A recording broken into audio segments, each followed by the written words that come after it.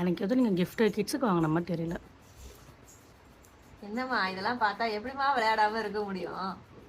எவ்வளோ வேலை இருக்குது, உட்காந்துட்டு இந்த மாதிரி வேலையை பார்த்துட்டு இல்லை எனக்கு புரியல. வேலை நம்ம வேலை அதை அப்போ பண்ணிக்கலாம்.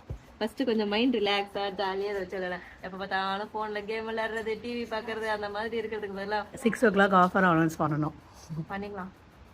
6 o'clock இப்போ மணி 12 தானே ஆகுது, பண்ணிக்கலாம். யோசிச்சிட்டீங்க? பத்தியா எவ்வளோ அழகா இருக்கு. இப்போ நீங்கள் ஆஃபர் யோசிச்சிட்டீங்க, இப்போ உட்காந்து ட்ராயிங் பண்ணிட்டு இருக்கீங்க. உண்மையா ஆஃபருக்கு கிஃப்டா என்ன கொடுக்கணும்லாம் செலக்ட் பண்ணி வாங்கிட்டேன். ஆனா என்ன ஆஃபர்ங்கிறது தான் நான் யோசிக்கல. அது பாத்துக்கலாம் விடுங்க. இப்ப ஃபர்ஸ்ட் இதை நம்ம ஃபினிஷ் பண்ணி என்னோட இந்த ஏஞ்சல் வந்து இது என்னது மெரினா கன்னி, மெரினா அது கரெக்ட். சரி ஓகே, நாங்க தமிழ்ல சொல்றோம் கடல் கன்னி. அழகான ஒரு கடல் கன்னி.